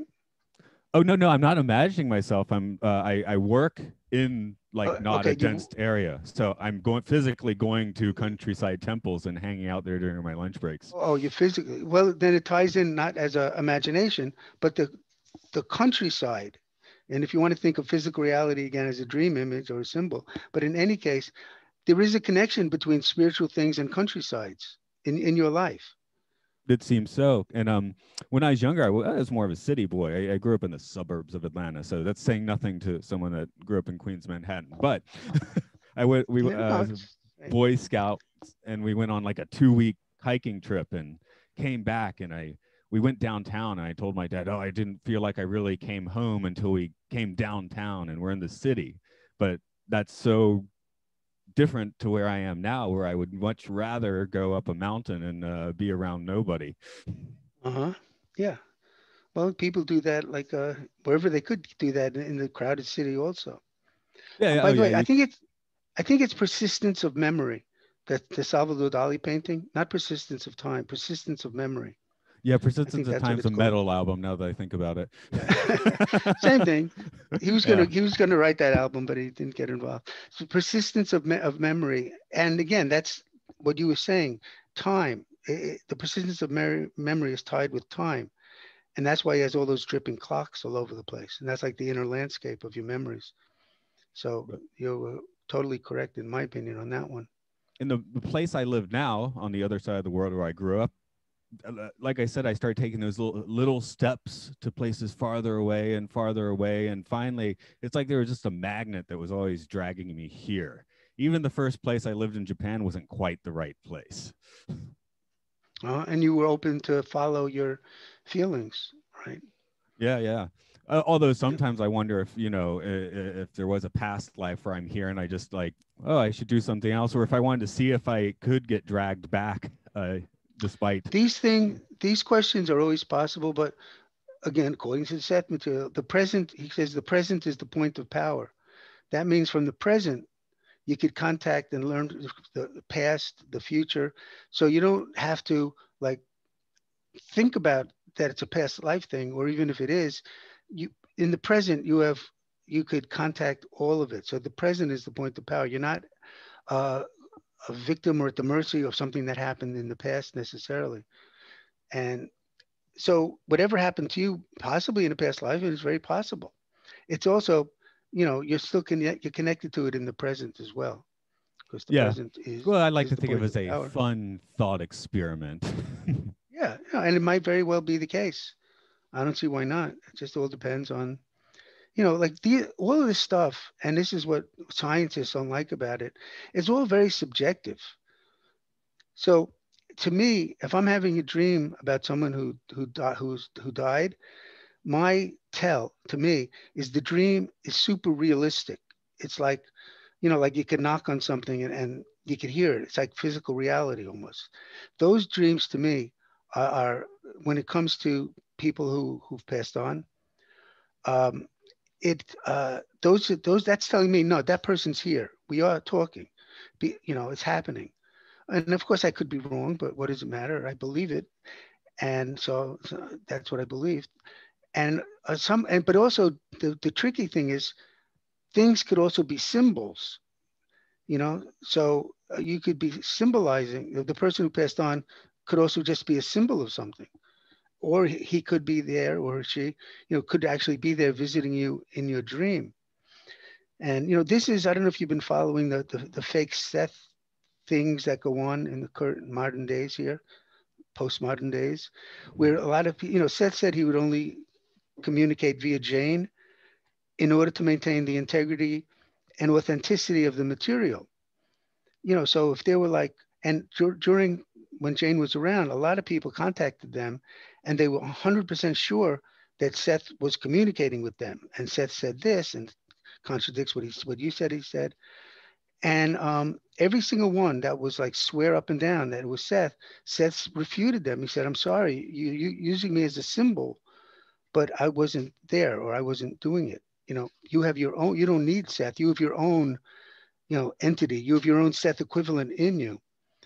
And today though, today and since Jane died, the same thing is happening. People are popping up saying, I'm now speaking for Seth, or Seth is now communicating with me. And the same theory holds true that Seth wanted to maintain the integrity and authenticity of his material. So when it's Jane Roberts doing Seth, that's the Seth material. If these people were correct, Seth would have either been lying or not changed his mind and no longer care about the integrity of the material. And instead of just coming through one person, he now chooses to come through anybody who just happens to ask. So that's an ongoing thing happening nowadays with, I call them fake Seths, because maybe I'm not that clever with a name, but that's what I came up with. So this whole idea, you know, this is going back into symbols. I believe what Seth said, and I have like a 21 quote. It's really good. All the time Seth said it, and or Jane, and he explained why he would never communicate to somebody else. Um, so, um, so I had all these quotes, and Seth, I forgot again. Great. I guess now I'm starting to lose my mind, so that's good.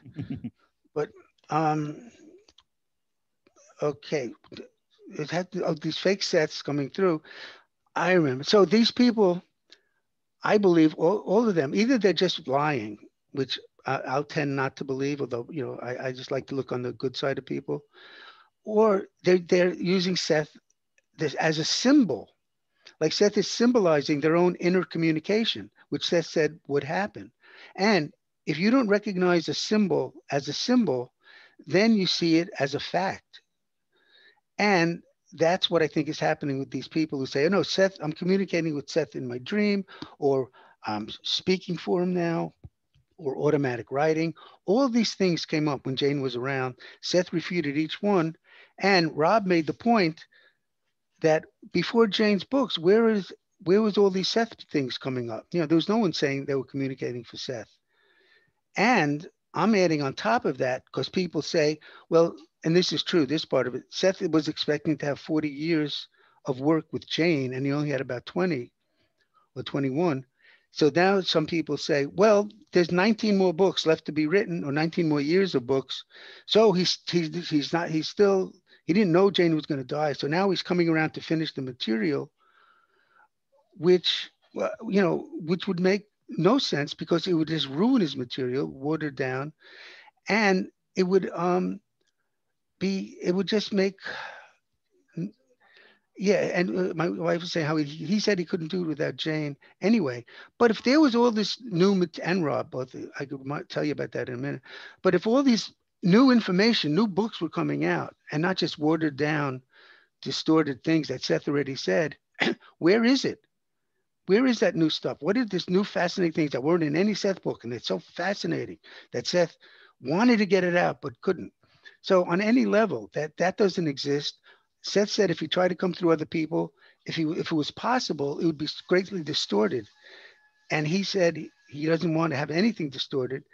And because of his connections with Rob and Jane, he's giving material that he says is the least distorted as possible, coming from his dimension to our dimension. So distortion was very, very important to him. So so that's my symbol story. So they're using it as symbols. Seth as a symbol, and they believe it's real. and um, and that's the symbol part, tying into whatever you dream, waking reality. We look at it as our symbols. You know, the sidewalk is a great symbol, or roads. Where is it leading to? It's our path of life. There's a lot going on all the time. I got a friend who just, we live in a valley, so he just looks at a mountain, says, "I'm going up that one today." Uh-huh. Little more hardcore than I am. I tend to walk the same paths a lot of the time. Uh-huh. So, but you guys have mountains to do that with, where most people in the cities have sidewalks. Oh, I'm a guy that'll count the cracks or step over them, and think about what I'm doing sometimes. Again, with the frogs, I was looking real close to the road last night. I don't count the cracks. I step over them. Yeah, I've done a little of both. Depends how bored I am. But like for me, of course I haven't done that. I do remember a few years ago encountering someone teaching me in my dream. This was actually a female presence having lessons, and then having a dream where I actually took this person to the train station. They went off, and I haven't seen them since.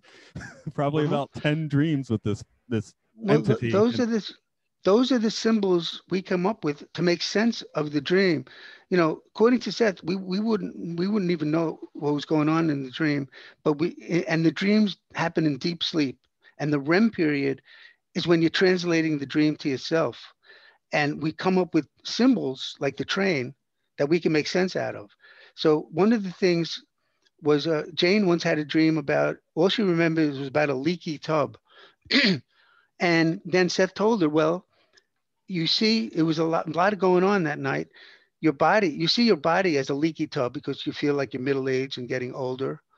You visited Rob in an out of body when he was drowning on a ship. And that you don't remember that, but that was the leaky tub. And the last thing he said was you were visiting a friend in California who you hadn't seen for 20 years. Her last name was Tubb, Tubb, and her water was just breaking. She was pregnant. And her water was just breaking in the pregnancy, and you were there in the living room.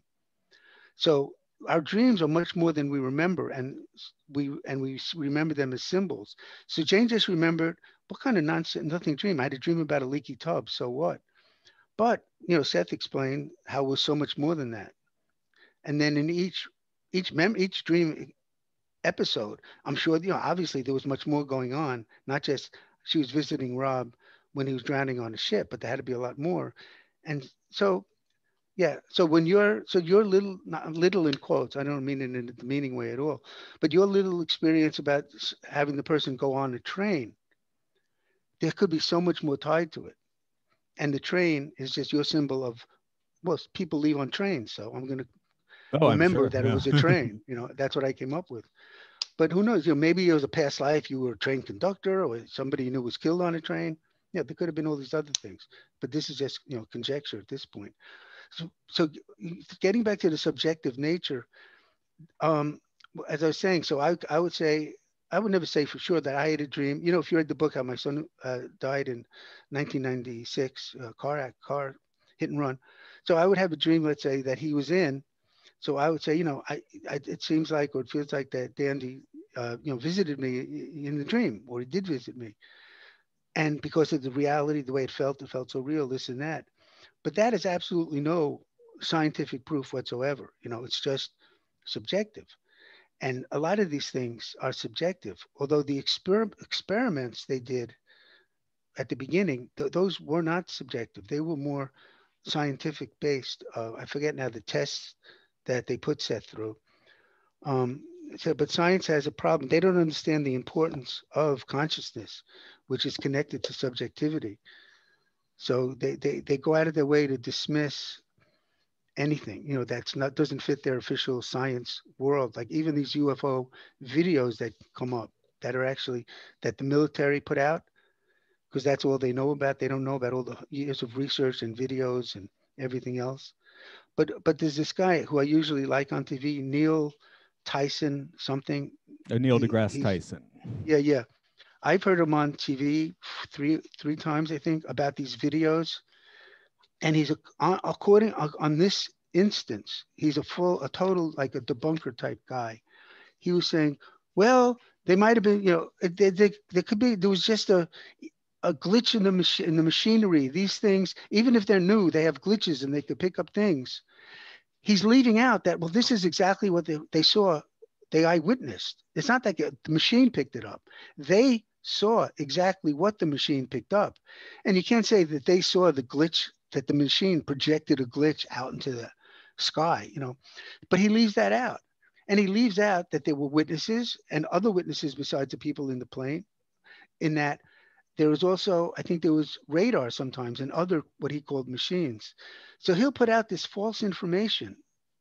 And I texted him about, not texted, whatever you do, tweeted him about it because he'll listen to me. And I said, you're leaving out. I said, you got to do your research.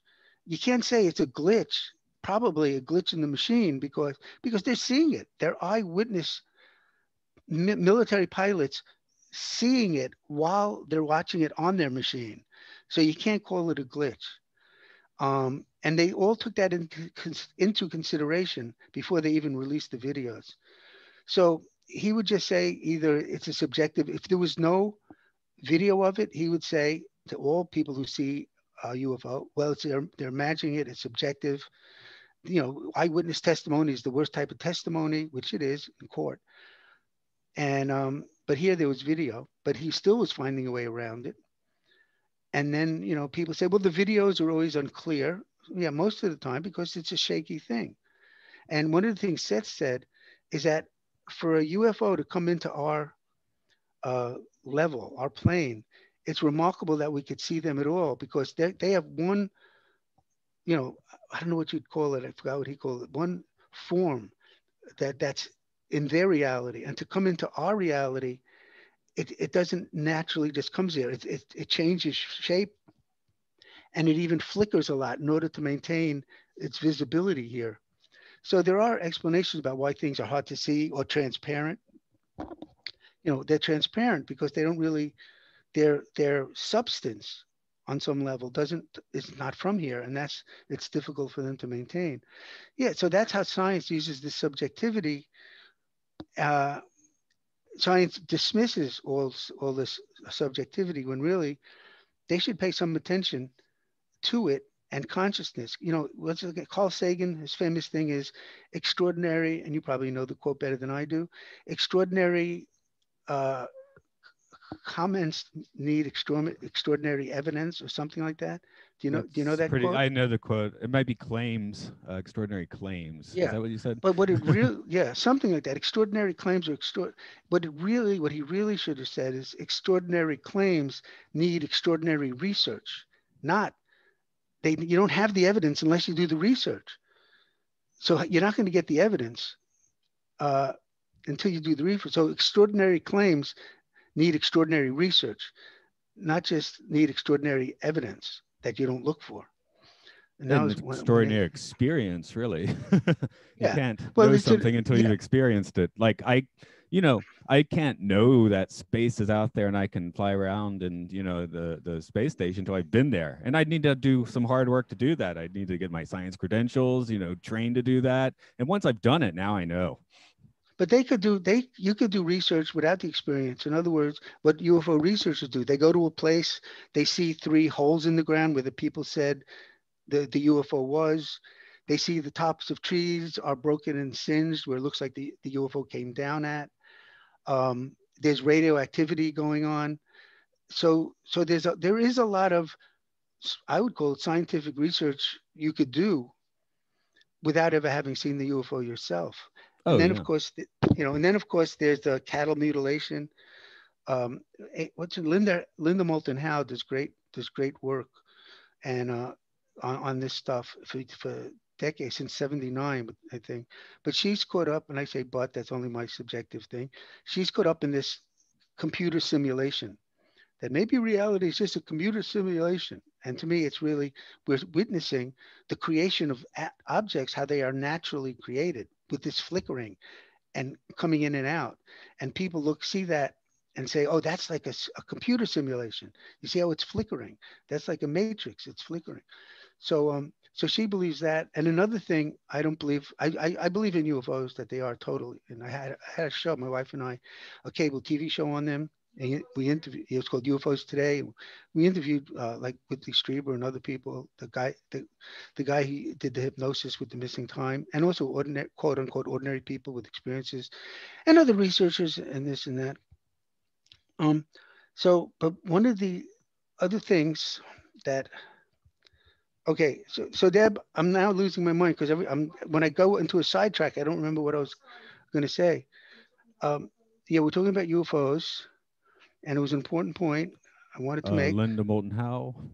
Oh, Linda Moulton Howe. One of the other things that I don't, so I agree with all these things and other dimensions, and but a lot of people today, when it's popular, is like there's this intergalactic, there's this war going on. There's the good aliens and the bad aliens, and they're trying to take over this and enslave that.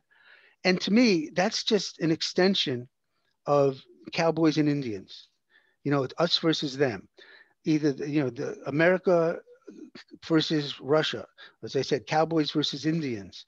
You go further back in the day, it was the angels versus devils.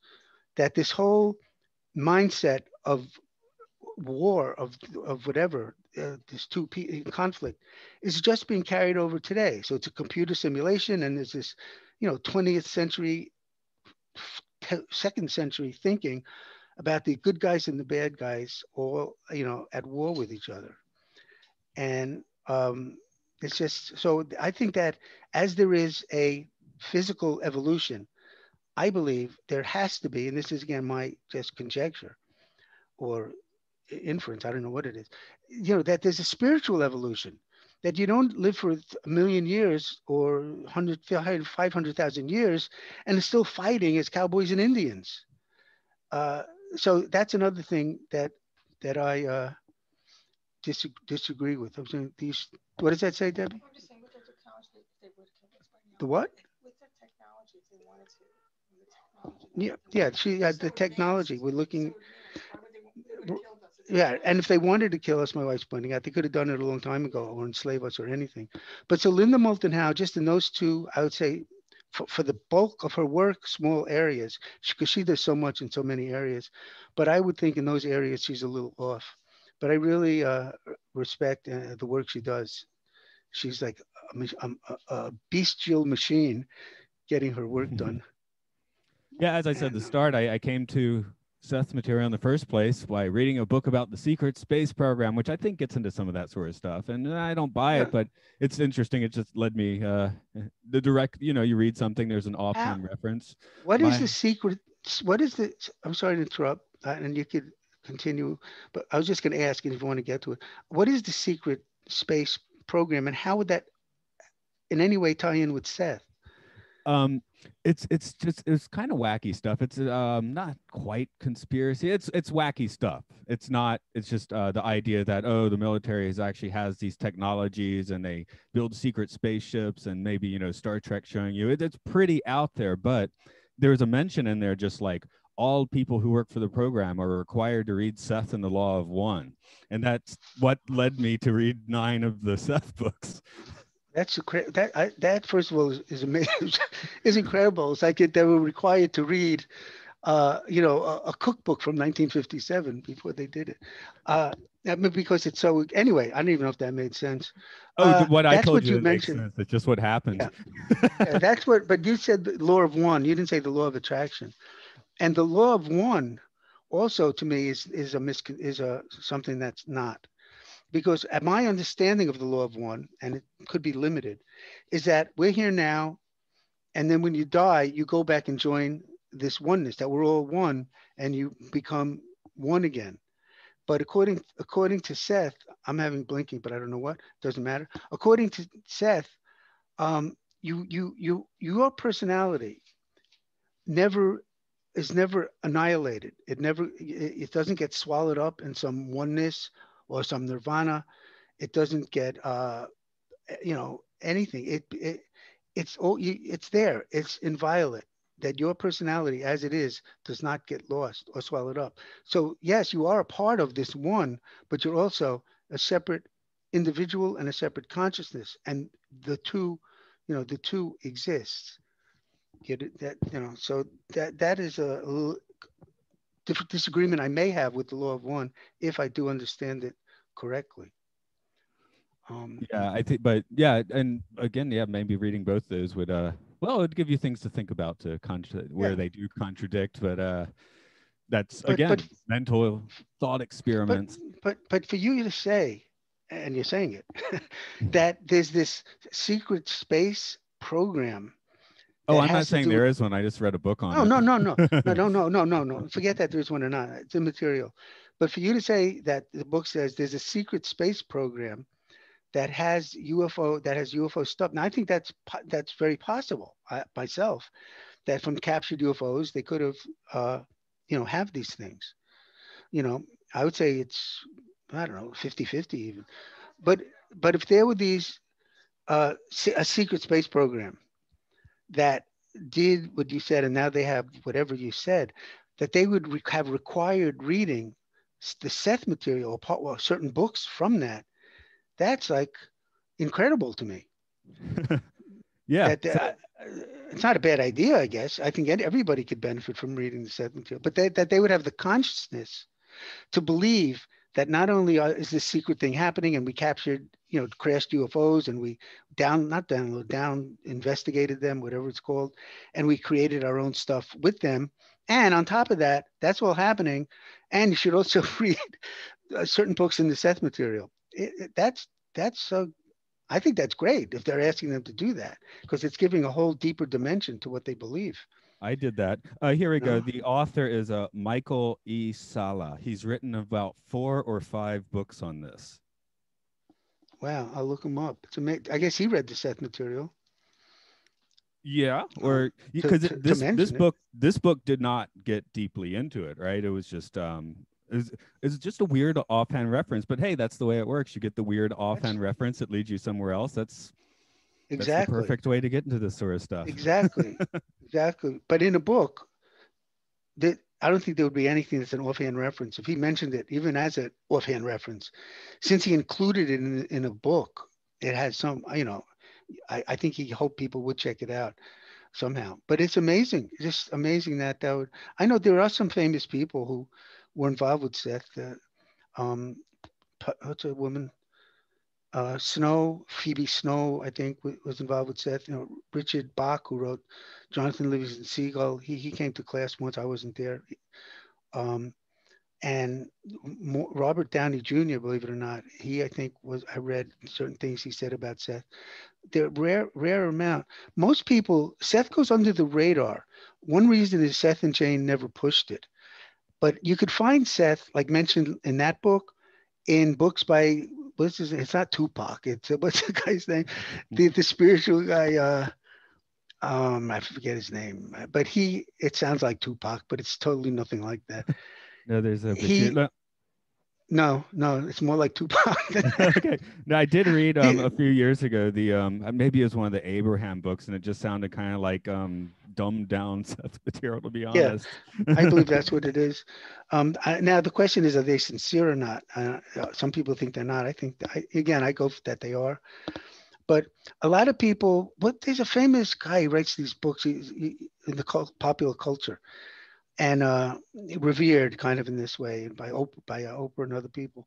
But he makes reference in the intro or in the back of the book or something to the Seth Material, to Seth, and other people. They mention him as an influence, but there's no more really credit or anything given to Seth.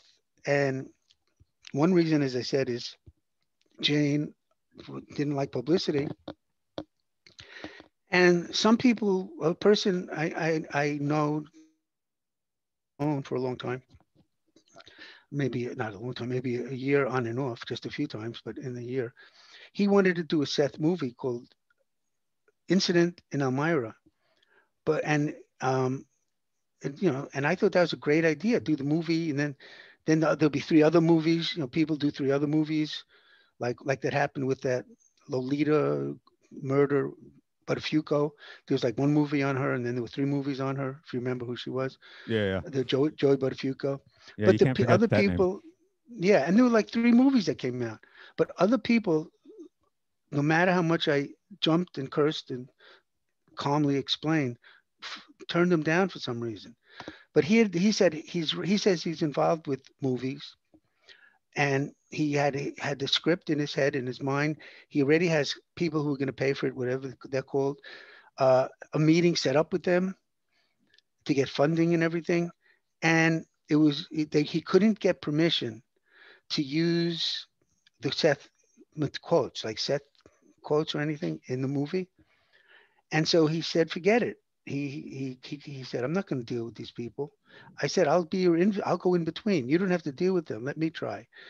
But nothing worked. So if he would have made his movie about 10 years ago, I imagine that then it would be a movie. There'd be 2 more movies. They'd be talked about on TV. There'd be somebody on these millions of talk shows that are around. But Seth, it still exists, of course, and people do read it, but it is not as, and I could be wrong on this. It doesn't seem to be as, at least in the public discourse, as popular as things like The Law of Attraction and I don't know, whatever other books that might be around.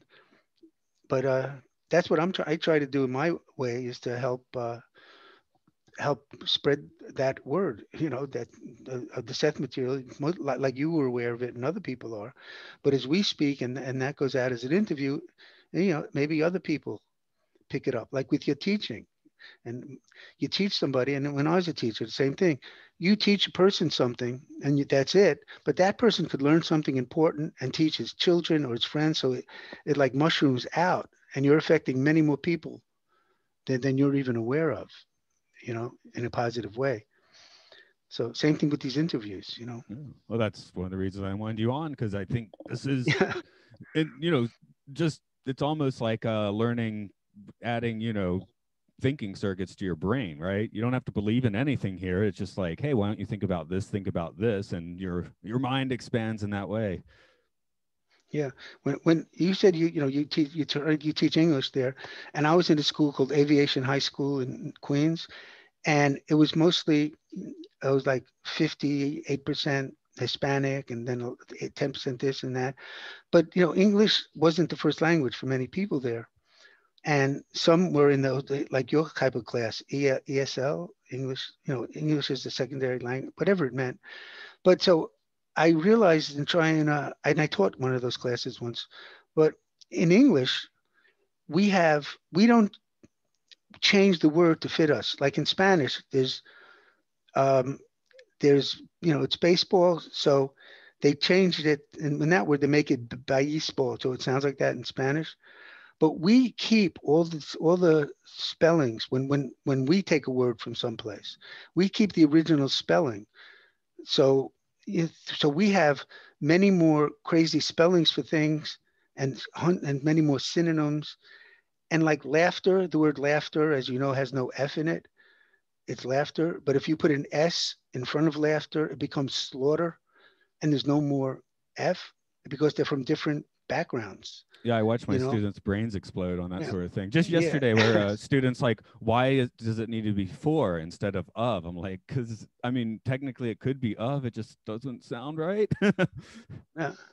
And so English is amazing in that way. It grows. It doesn't turn words into their own language, as it like Spanish took from us, but it's not spelled baseball like we spell it. It's spelled Beisol or something. So it sounds like baseball.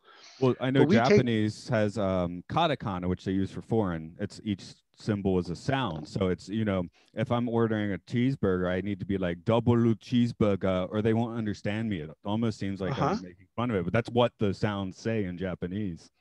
And also, with symbols, talking about, I taught poetry mostly to high school seniors. So I had a free reign really to do what I wanted. But I did haikus, and it tied into them doing haikus, and not the 575 in English. You don't have to do that. But anyway, in haikus, that is so, quote unquote, I'm going to say now, I'll explain why, are filled with these symbols. For them, they were just writing about, like you said, the neighborhood, mountains and Mount Fususki or all this stuff. And now we look at it, these great symbols, but if they were around today, they'd be writing about, the shopping mall and using their 575, I guess it was Japanese, I'm not sure, language. And then 200 years later, those would be their great symbols. So the things that become great symbols to us were really their everyday life. And they might have also seen them as symbols, but they were just drawing from their everyday life. And so I try to tell my students that, they are important, that what they see and what they write is just as important as anything they read. And also that I had something, they said that there is society beneath the sea. I don't know if I made that up or I stole it from someone.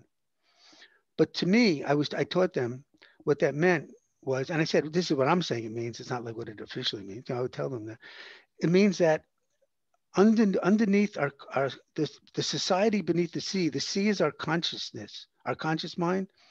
Beneath the sea, the society beneath the sea is that our subconscious has its own reason, logic, and thought that doesn't need the conscious mind to control.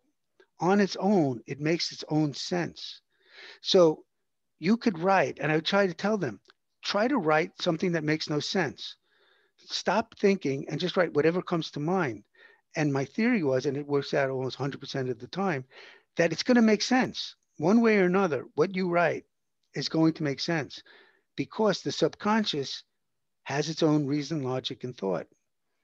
And so writing about the supermarket or writing about the mountains or imagining anything, it's going to be loaded with potentially great poems, let's say. So I try to make them feel as great as any poet they've ever read. That they all face the blank page. One of the best things I ever wrote were just, hey, these words sound good together. I wasn't trying to say anything in it. What kind of worked out in the end? Yeah, and there's also a little more extensive stream of consciousness writing, where you feel this urge to write, and you could write without thinking, and one word links to the next and links to the next, and you don't even know what you're writing exactly. But then when you look at it later, oh, that's really interesting. Mm-hmm. And I told the kids to do that. I said, don't judge what you write, because one of the things for a while was stream of consciousness writing. You just write whatever comes to mind, and don't stop and judge it, and don't think about it, but just one word leads to another whole thing. Like you said, one thing leads to another. Like you find this one thing and that led the Seth Material trivia led to the book. That one word you might say that you don't care about, the last word might lead to a treasure of a whole bunch of ideas you wouldn't have thought of unless you wrote that first sentence that ended with that last word. You know, so it's the conscious, the subconscious, all that's very creative area. And of course, when things pop in your mind, it's great to write down as lyrics or poems. You know, I wrote down like once what came into my mind was silly disobedience, and I just wrote a poem like when you're a poet. I'm totally butchering it, but it was like when you're a poet, you write things like silly disobedience. That wasn't the poem, but it was brief. But always paid. I would give my advice to you as you're doing it already, and you don't need my advice. Try to always scribble down those things that pop up in your head. They could be poems. They could turn into a song lyric. They could turn into a poem. They could turn into a paragraph or an essay, anything. But as you try to write down your dreams, if ever you do, try to write down those words that just pop up, words or images that pop up. They're valuable. They're really valuable. Barry, I could do this all day, but I'm getting to the point where I'm going to have to go catch that train to work. So, okay, that's fine. Before I cut you off, though, could you tell people where to get into your books? And I think you've done some seminars and things. Okay, I could have to probably send you. Oh, but I don't see. I don't have a list of places where I did interviews, or if I have it, I certainly don't have it in my head. But if they did a search on Google, Barrie Gellis, BarrieGellis, Seth, they'll probably pop up. Many of them will pop up there. The books, Seth Material Q&A, they could get online on Amazon. Yeah, I just got an Amazon Unlimited to read it. And I just wrote a poem about Amazon. It says, every day is Christmas on the back of cruelty or something like that. But because the way they treat their workers. But also they can get that at Amazon. Now my email is bargell, BARGELL at AOL.com. Anybody wants to write me to send them a book. Now the book is like $20 plus whatever it is on Amazon. I do a thing, I guess this is like an infomercial. If they give me their birthday, because I wrote 4,000 plus poems, as I told you, I'll include poems I wrote on their birthday over the years, inserted in the book. I'll also sign it and write a little note to them, and then mail it, of course, to them. But for that, it would be $30 and not the $20. So if anybody wanted poems written on their birthday, they could do that, or just buy it at Amazon if that's the quickest and easiest way. And then the last book is that poetry book that we didn't talk about, which is fine. I hardly ever talk about it. Outside is a Secret Key, 100 poems by me. I'd like to do about 10 other books because I got about 4,000 poems, but 2,000 probably excellent ones. Who knows? So that they could also get on Amazon one way or another. Or they could write me any questions that come up in their head, questions or comments. They should feel free to email me as well. Be glad to hear from them. Barry, thanks for joining us, and hopefully we may say a word or two that'll spark someone's interesting associations and new experiences. All right. And if ever you want to do, I know this was a long one, so I don't know how many shows, one long show, but if ever you want to do it again, I'll be more than happy to do it for another 2 hours. That's yeah, sure. Up to There's you. Always new topics to be done. So have a good one. Okay, and get to work safely and enjoy your space on the station that you created for yourself. Okay, so you'll have to hang up because I have no access to